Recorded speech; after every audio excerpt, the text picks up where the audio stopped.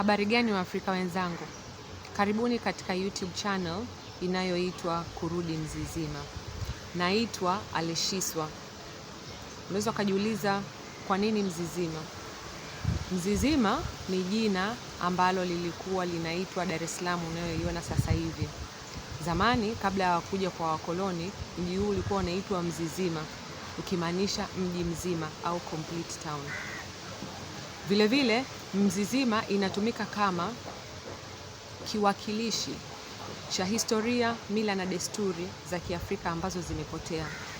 Hivyo na wasihi wa Afrika wenzangu kurudi Mzizima, kurudi katika mila, desturi na historia ya Afrika iliyopotea. Mada ya leo inahusiana vitu vitatu ambavyo huwa vinanikera sana, vinaniudhi na mara nyingi huwa vinaniumiza. Cha kwanza ni hiki: tabia ya Waafrika wenzangu kuwapenda kupitiliza wageni. Nikisema wageni namaanisha wazungu, kwa sababu Mwafrika mwenzio sio mgeni kwenye hili bara la Afrika. Kwa hiyo nikisema wageni namaanisha watu wote ambao sio Waafrika. Maanake yani asili yao sio ya Kiafrika, sio melanin. Au wanaweza kuwa wanatoka Ulaya, bara la Ulaya, wanaweza kutoka bara la Asia, wanaweza kutoka bara la Marekani na mabara mengine yoyote ambao sio bara la Afrika. Waafrika wenzangu tumekuwa tunawapenda kupitiliza, tunawapa upendeleo ambao sio wa kawaida. Kwa mfano, unapoenda kwenye sehemu unayohitaji huduma, labda mgahawa, sehemu ambazo mtu wa kwanza kufika ndio anayekuwa wa kwanza kuhudumiwa. Unapoingia kwenye mgahawa, unakaa chini ukisubiri huduma. Atakapoingia mzungu kwenye mgahawa huo, yule mhudumu anaweza akakuacha wewe akaenda akamhudumia mzungu mpaka akamaliza, mpaka akamletea chakula kwa mfano, wakati wewe Mwafrika mwenzake umekaa hapo unasubiri huduma. Huwa inaniudhi kupitiliza. Kwa nini? Ni migahawa mbalimbali ukienda unapata akija mzungu anapata huduma kabla yetu. Ni kama vile wale wahudumu wanafundishwa kwamba unapomwona Mwafrika na anapokuja mzungu mgeni, mpe huduma kwanza mzungu. Tabia gani? Inaniudhi. Kuna mtu muhimu katika nchi yako kama wewe mwananchi mwenyewe. Je, ina maana wazungu wana umuhimu kwenye nchi kuliko sisi wenyewe? Ukiwa Uganda, kuna mtu muhimu Uganda zaidi ya Mganda mwenyewe? Ukiwa Burundi, kuna mtu muhimu Burundi zaidi ya Mburundi mwenyewe? Kenya, Rwanda, Tanzania. Kwa nini hawa wahudumu wanafanya hivi? Wanapokuona wewe umekaa Mwafrika mweusi mwenzao na kukuruka na kwenda kumhudumia mzungu kama yeye ndio ana maana zaidi. Hii ndio tabia inawafanya hawa wazungu, Waturuki, Ulaya, wa China, Marekani, wanapokuja Afrika hawaondoki, kwa sababu wanapata upendeleo wa maalumu, upendeleo ambao sio wa kawaida. Hiyo tabia inaniudhi, inaniuma.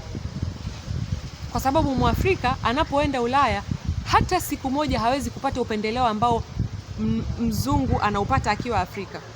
Kwanza inaenda kinyume, akienda kule anateseka zaidi. Hata wale wa Afrika waliozaliwa Marekani,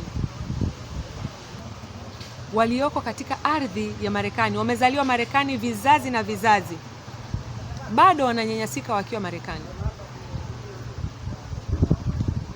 Kuna tatizo hapo ambalo Waafrika lazima tuongee.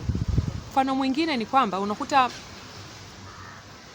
mzungu, nimesema mzungu ni Mchina, Mturuki, Muhindi, wote nawaweka kwenye kundi moja. Ameanzisha biashara hapa Tanzania au hapa Kenya, Uganda, Kongo na kadhalika. Wale wenyeji ndio wanakuwa wa kwanza kwenda kumuungisha kwenye hiyo biashara. Yaani ukikuta Mtanzania au Mkenya au Mganda ana biashara inayofanana na mzungu, wale wa Tanzania, wa Kenya na Waganda wanaenda kumuungisha mzungu na kumwacha mwenzao. Tuwe wazalendo zaidi jamani, tuna uwezo wa kufanya vizuri zaidi. Mwafrika mwenzio akianzisha biashara, nenda kamsapoti, nenda kanunue vitu ambavyo vinatengenezwa na Mwafrika mwenzio, nenda katafute huduma katika sehemu ambayo Mwafrika mwenzio anatoa. Na wasii tuwe wazalendo zaidi. Lakini hata sisi wa Afrika, hebu tuongee kinyumbani. Ndio maana tunaongea Kiswahili. Basi tuboreshe huduma zetu, tuweke katika hali ambayo, viwango ambavyo mtu yeyote anaweza akaja kwenye mgahawa wako, kwenye ofisi yako na kupata huduma. Kwa sababu saa nyingine mtu anajikuta anaenda kwa mzungu kwa sababu kwa mzungu kuna huduma nzuri zaidi, sio kwa sababu wamependa. Kama wenzetu kama Wahindi wanavyofanya, wanapeana biashara wao kwa wao. Muhindi hawezi kwenda kununua kwa Mwafrika mpaka azunguke kwenye maduka yote, hakikisha Muhindi mwenzake hana, ndio ataenda kwenye duka la Mwafrika. Lakini Mwafrika akipata cha kwanza anakimbilia kwenye maduka ya Muhindi, Mwarabu, Mturuki au mzungu. Naendelea kusisitiza kusema kwamba hawa wazungu hawana nia njema kwetu sisi watu weusi. Hatuwezi kusahau ukoloni, hatuwezi kusahau biashara ya utumwa. Lazima tukumbuke, ndio maana nasema tukumbuke historia na mahali tulikotoka. Tukikumbuka tulikotoka, tutajua mahali tulipo na tutajua mahali tunapoenda. Lakini tukisahau tulipotoka, tutafanya makosa yale yale ambayo mababu zetu waliyafanya. Hizi biashara haramu za kitumwa ya Afrika Magharibi na Afrika Mashariki pamoja na ukoloni kwa ujumla ziliua Waafrika zaidi ya milioni 50. Zaidi ya milioni 50. Ni hawa wazungu tunaowaona wanaingia wanatoka.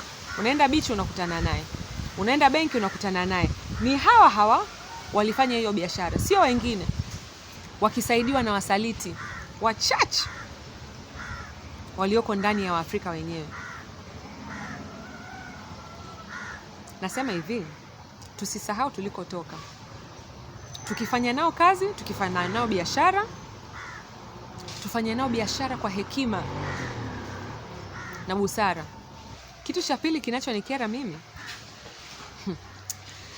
hivi umeshai kuangalia picha ya mageuzi ya binadamu? Wanasemaga zile picha za human evolution, kwamba binadamu alianza akiwa sokwe, akiwa mnyama anajikunja hivi, anatembea kwa miguu minne. Alianza kama sokwe, baadaye akawa anaendelea kunyooka, akanyooka mpaka akawa binadamu ambaye wanamuita Homo sapiens, ambaye ndo mimi na wewe. Ukiangalia zile picha ambazo zinaonyesha hiyo human evolution, utagundua kwamba binadamu huyo alipokuwa sokwe alikuwa ni mweusi. Hivi mmegundua kwamba huyo mtu anavyozidi kunyanyuka anakuwa mweupe? Kuna viujumbe vidogo vinavyopitishwa kwenye fahamu zetu bila sisi wenyewe kujitambua. Kwa nini binadamu anapokuwa sokwe anakuwa mweusi, akimaanisha Mwafrika? Anapokuwa mweupe, anaposimama akawa binadamu wa kawaida kama sisi, anakuwa mweupe. Ina maana mzungu ndio binadamu, Mwafrika ni sokwe. Historia inasema kwamba binadamu wa kwanza alianzia Afrika. Alianzia hapo Olduvai Gorge. Mwingine akawa Turkana, Kenya. Mwingine ambaye ndo anaaminika ni wa zamani zaidi alikuwa Ethiopia. Tanzania, Kenya na Ethiopia. Hawa watu wote ni weusi. Kwa hiyo kwenye hiyo picha ya human evolution, yule mtu anapofika kuwa mtu awe mweusi basi. Sokwe awe mweusi mpaka anaposimama akawa upright awe mweusi. So anapokuwa sokwe anakuwa mweusi, lakini akiwa upright, amesimama amenyoka, anakuwa mzungu. Kwa nini? Kivipi? Mbona kama wameigeuza hiyo hadithi? Hichi kitu mimi kinanikera na kinaniudhi. kwa sababu unaona kabisa ubaguzi ulioko wazi. Yani huu unajionyesha, sio hata kujificha, unajionyesha. Mimi naona hivi, binadamu alipokuwa mnyama, alipokuwa sokwe, ndio alikuwa ni mweupe. Alipokuja kunyanyuka, alikuwa ni mweusi. Kwa sababu gani? Naona kwamba wao pia hawajamaliza kufanya evolution. Mageuzi ya binadamu bado wao hawajayamaliza. Kwa sababu kwanza angalia nywele zao. Ziko kama manyoya ya paka, ya mbwa, manyoya ya kuku, nguruwe. Sasa ambaye hajamaliza evolution hapo ni nani? Ni sisi wa Afrika au wazungu ambao bado wanafanana na wanyama? Angalia mnyama yoyote, nywele zake zinafanana nani? Zinafanana hizi kama za Kiafrika hivi? Sio kweli. Mnyama yoyote nywele yake inafanana kama ya mzungu. Kwa hiyo ina maana mzungu ndio bado hajamaliza evolution. Sisi tumemaliza. Alafu chukua mnyama huyo huyo, kama utachukua ni ndege, kuku, utachukua nguruwe, utachukua mbwa, mnyonyoa yale manyoya. Chukua kuku mfano. Chukua kuku, mnyonyoe manyoya yake, angalia ile ngozi iliyoko ndani. Inafanana na yangu mimi na wewe, au ile ngozi iliyoko ndani inafanana nani? Ile ngozi sinafanana na kizungu ile. Kwa kati yetu sisi, nani bado hajamaliza evolution? Kwa sababu ile picha mimi nikiangalia nasema hapana. Hawezi akiwa sokwe ndio mweusi afa kinyanyuka anakuwa mzungu. Wanatutukana dhahiri. Na sisi tumegundua kwamba wanatutukana dhahiri na tunalikataa hilo tusi. Kama evolution haijaisha kwao, kwa sababu ukiangalia wanyama wote wana ngozi, wana manyoya yanayofanana na ngozi na manyoya ya kizungu. Sisi sio wanyama, sisi sio sokwe, sisi ndo binadamu. Nawaambia hivi Waafrika wenzangu, tuamke. Tuache kupitiliza kuwapenda hawa watu. Wanatutukana waziwazi. Tujitambue sisi ni nani. Cha tatu kinachonikera ni ile tabia ya Mwafrika mmoja kumcheka Mwafrika mwenzake au kumdharau Mwafrika mwenzake kwa sababu haongei Kiingereza. Hii ni tabia ya wapi? Unamcheka au kumdharau mwenzio kwa sababu haongei Kiingereza au Kifaransa au lugha yoyote ya kikoloni.